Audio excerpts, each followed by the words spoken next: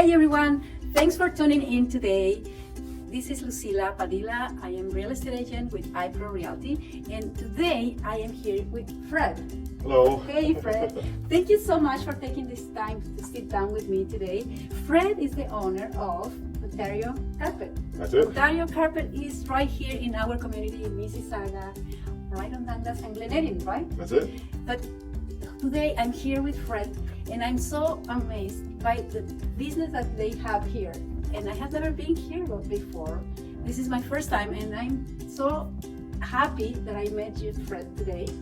He is such a pleasure to talk with. Thank you. And he's been sharing with me so many stories about this business. I'd like you to know more about him. Please tell us about you and your business and how did it start? Yeah, well, it was a family business that my father started a long time ago now, and he originally got into the carpet business because he wanted to get out of the cold for the winter. Oh. That was the original thing, and then he just stayed in the business all these years. How many years old?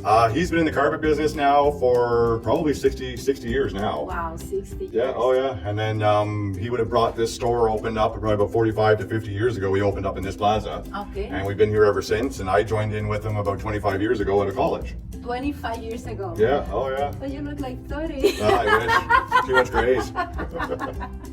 Tell me, how did it happen when you were so young? How did you start? What did you do at that moment? Well, that was it. It was coming out of college, you know, and where do you start from there? So the hardest part about coming out of college and getting a job is everyone wants experience. Yes. So, you know, I looked around and couldn't find nothing but entry-level jobs. Yes. So my dad said, well, why don't you come on board with me? And that was, you know, something to get me, you know, to get into the business and get something going, and I stayed here ever since. Wow. 25 years later, we're still going strong. You must like people because you need to be people's personality. Exactly. Oh yeah. Exactly. When you're doing retail, you never know who's going to walk in the door. You know, you got to be able to prepare and handle everybody accordingly. And you offer mainly carpets, and you offer all variety of carpets, right? Right. Yeah, we're carpet specialists. We've always grown up in the carpet business, and that's what we're comfortable with. But then, you know, we got to roll with the times. Yes. So now with the hard surfaces being much more popular, I do have the engineered hardwoods, the vinyl planks, laminates, and of course area rugs that you see behind us. Oh yes. You know, beautiful as well. I like that one. Yeah, when it comes to rugs, I would try and find rugs that you don't find in every store. That's a problem. You look around, you go store to store, you see the same rugs day in and day out. We were just talking about how you started and how your dad started, and this store has been in this mall, in this plaza, for 45 years. Yeah, minimum, yeah. And some. now when COVID hit it, how was that? How did you survive all those? Thankfully, I was in a fairly decent line of business. You know, with the COVID restrictions and all that, I was still allowed to do the real estate work, essential service work. So believe it or not, all that work was still enough to keep me busy. Wow. So, you know, I was actually quite busy throughout it. And then when the restrictions were lifted, everybody being stuck at home, all they wanted to do was renovate. They weren't vacationing anymore. They weren't, you know, they weren't even leaving the house. They were working from home, looking at the carpet day in and day out. So there was a lot of renovations going on, and then the housing market, the real estate market, definitely kept me hopping too. And that was essential service work that I was able to do throughout all that as well too. So you were able to have the store open during those No, well, times? during the restrictions, the showrooms had to be closed for a lot of the restrictions. But because like real estate was still an essential service, I was able to take my samples on the road and go and do business on the road even when my showroom was closed. Smart. Exactly. Oh yeah, you gotta keep business going. Exactly. You have to go out and make it happen. Yeah, exactly. That's how it is. Yeah, as an entrepreneur, you have to be creative and think of different ways to approach the needs. Oh yeah, I forwarded my cell phone, my store phone to the cell phone to keep in touch with people all the time because of everything being different, the showroom being closed. I still wanted that people have access to me. So I had one lady, and that was it. She said, I've called 4 stores, they were all closed. You were the only one that answered the phone. You'd spent the time to talk to me. Well, now that everything's opened back up again, I'm coming back to you, not the other 4 stores that didn't answer the phone. Yes. You know, so sometimes that's what it's all about too. It's just being able to be in touch with people and keep communicating. Wow, that makes such a difference when you actually answer a call and you take care of the client. And they know when you care. And not one of these automated services either. You know, you pick up the phone, you get directly to me. That's the beauty of this business that for a reason it's been for so long here, right? Because I can see your personality, and I see that you take care of people and you take care of the business. And also you are also trying to be of service for what is coming. You don't stay on whatever it is now. You are looking for exactly. Oh yeah, the future. Exactly. Oh yeah, and that's why we rely heavily on repeat referral business. And that's because you can't buy repeat referral business. Now, and all the money in the world can't help you there. No. So I have a lot of agents, real estate agents like yourself. I have all sorts of contractors, home stagers. They all refer painters. You know, we all refer each other heavily. So that is through referrals is how many of the businesses will grow. Even if you have an established business, looking at the traffic people coming through the traffic, you always have to keep the referral business going. Oh yeah, because again, when slow times happen, like COVID, it was my referral business that kept me going. It was my agents, my real estate agents, all my contractors, they all kept me going, doing business. Where I know a lot of some of the other stores in my industry that were really slow during COVID was because they were the newer stores. They didn't have that base behind them to keep them going. And during COVID, people weren't going out. Well, you couldn't go out for starters, and then they didn't want to go out. So I found they relied heavily on repeat referral business. So referrals from their friends, neighbors, and coworkers. They didn't want to go shopping. They asked people they trusted, found out who they got their carpet off of, and just came and did business with them.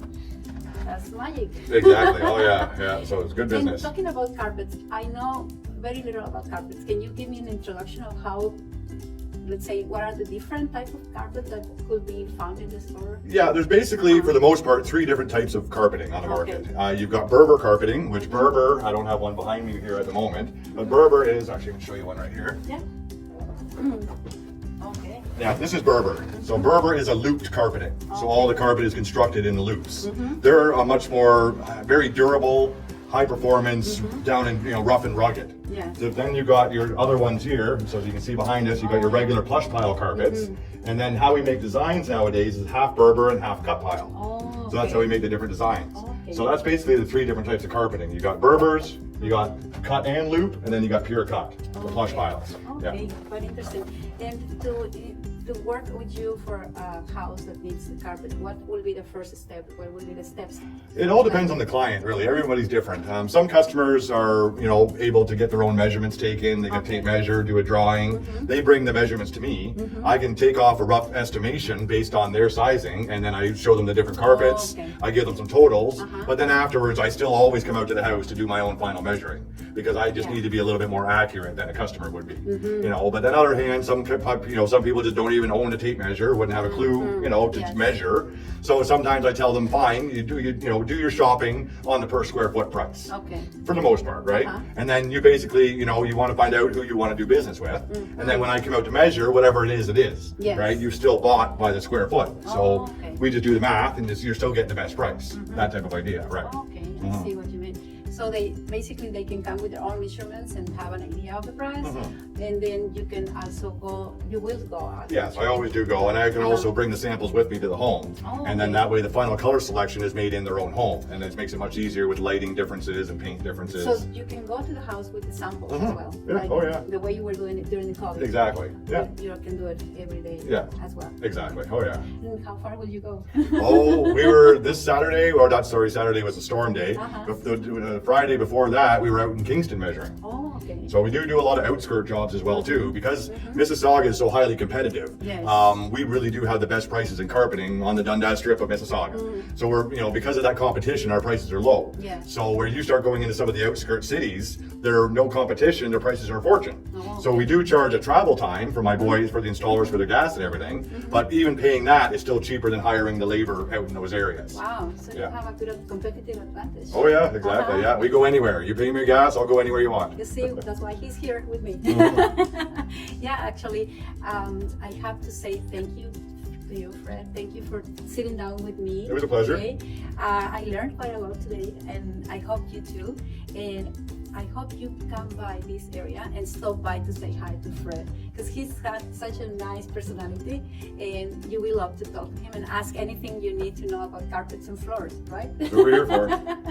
I appreciate your time sitting down here with me, and anything you want to share for the last part of this conversation about this. Any questions, or if you want to get in contact with me, you can always go through the website at www.ontariocarpet.net. Very simple, ontariocarpet.net. That's it. Thank you, our viewers, for watching this episode.